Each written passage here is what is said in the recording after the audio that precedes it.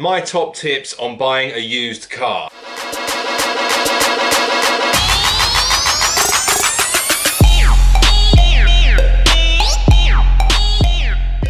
What's going on, guys? Welcome back to another video and new intro and new logos. Now, in today's video, I'm doing something a little bit different and I'm going to be giving you guys my top tips on buying a used car. Now, buying a used car is something that I'm quite familiar with, and the majority of us in the real world do buy cars as used. So buying a used car is something that we do very often. So, first things first, why do we buy a used car? Well, the reality of it is that not many of us are all made of money. Hello, mate. Yeah, I just wanted to confirm that I'm just going to pick up that new McLaren 720S that I ordered yesterday.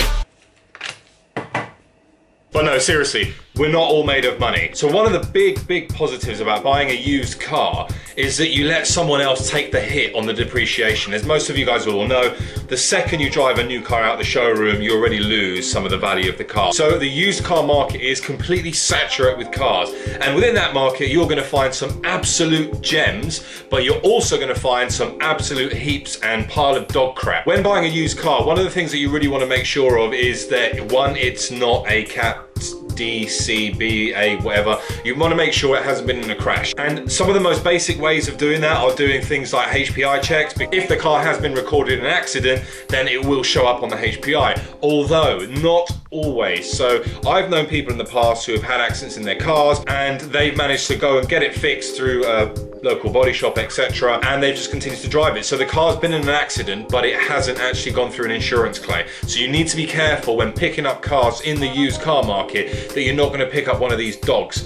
So one of the things that you want to really look out for when having a look at the car is looking at the car and looking for particular things like gaps underneath the headlights. You know, gaps in the panel work was probably a normal indicator as to something's not quite right. Have a look at things like the paint. Try and inspect every single panel, have a look for color fading, etc. If you see that one specific panel looks completely different to the other in terms of paint wise, it's probably been in an accident. So that used car probably isn't the one for you. My next top tip for buying a used car is to try and make sure that you view the car in the day. Probably the worst times that you could ever view a car are at night in the rain. Because the rain, obviously the water on the car will mask the fact that the paintwork may be dodgy. It will mask potentially any dinks in the paintwork, etc. The lack of light alone will make it very difficult to spot things, which you may regret when you come back and you look at your pride and joy that you've just bought. Next thing in the morning you realise, oh, I didn't factor that big dent in the side of the door there. Another top tip for buying a used car is to try and buy a car off an enthusiast. What you tend to find with people who are really passionate about their cars is that they will go above and beyond when it comes to maintenance on these cars. And you know that if you're buying a car from an enthusiast, you're definitely getting yourself a car that's been looked after. Another top tip for buying a used car, and a lot of people, you know, you get really honest people on the likes of Auto Trader and the car selling sites who will specifically list everything that's wrong with the car. But you'll get some people who will not disclose things that are wrong with the car. So when you're buying that used car, if you identify something at the point of purchase that wasn't listed in the advert, use that as an opportunity to drive the price down. A key thing that you really want to look out for and inspect it properly, and that is rust. Rust is a pain in the arse and it's not cheap to fix, particularly if it starts to corrode away your bodywork. If you see rust on wheels, it's probably not the end of the world because you can get a wheel refurbishment done, about 50 odd quid a wheel depending on where you go. But if you start to see rust on the bodywork, that's probably not a good sign because it will oxidize, it will spread, and it's not cheap to fix rust. Make sure you have a good inspection of the landing gear of the car. Now when I mean landing gear, I don't mean plain landing gear, but the contact points which effectively keep the car on the road. So things like your tires. Looking at tires can give a pretty good indicator to other component parts of the car, such as suspension, camber, etc. If you've got uneven wear on some of the tires, you might have bushes that have gone on the car, you might have uneven camber on the car, unless it's, for example, a heavily modified car. But on a normal car, you shouldn't really really see that kind of wear on inside wheels or outside, or depending where that camber could be misaligned. Other top tips when buying a used car, and I've seen this happen on multiple occasions, I've seen it happen when I've sold cars in the past, is that some people don't ever check under the hood. They literally don't. And I get that some people may potentially not know all the ins and outs of it, and you know, you lifting the hood and looking behind the engine bay pretending you're a rocket scientist may look cool and may make the seller think, oh bloody hell, they know what they're doing, but you may necessarily not know anything. But the basic checks, like checking that all the fluids are there, checking the oil, is it low, is it to the right length, checking the color of the oil, all of those things are indicators to how that car has been maintained in the past. Then we get to the test drive. So make sure you test drive the car that you're thinking of buying, and make sure that you drive it with the radio off. Switch it all off so that you can hear all the noises that are coming around from the car.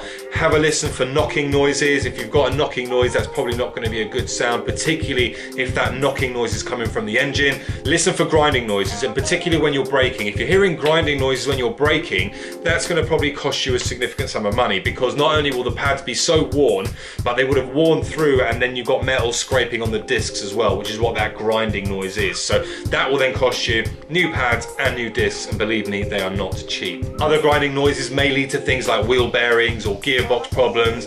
All of that kind of stuff are things you probably want to take into consideration when buying a used car. If you're buying a manual car, make sure you check out the clutch. A good way to check the clutch out, if you want to make sure that there's some life in it, is to pull the handbrake up, put it in first gear, lift the clutch, see if it bites.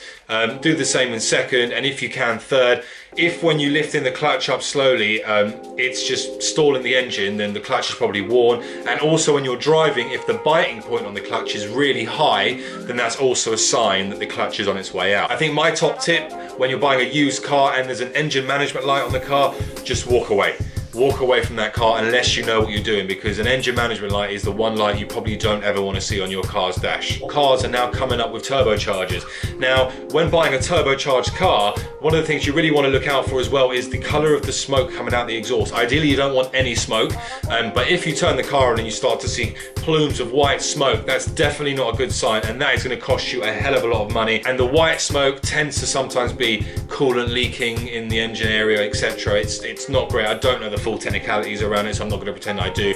But what I do know over my years of driving turbocharged cars is that you don't want white smoke, and you definitely don't want light blue smoke. Something that is really, really basic, but a lot of people fail to do, is before buying an actual car, make sure you can actually insure the bloody thing. There have been so many people who have bought cars in the past, been so happy, only to find that the insurance company that they called, or most of the insurance companies, will not insure them. If you're a young driver and you're buying a super fast car, chances are you're not going to be able to insure it, or you're going to get lumped with a significant premium that costs more than the car to insure, and you don't want to do that. And my final tip for buying a used car, and I think this is one that a lot of us has, this is also like the intuition part of it, is go with your gut.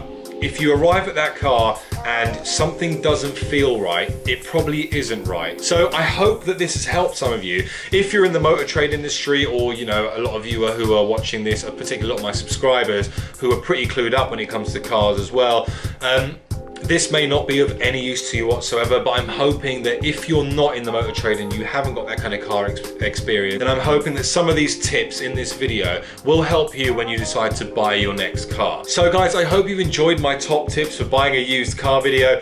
If you have, please leave a like, share and subscribe, and of course I will see you all on the next one. Thank you, bye bye.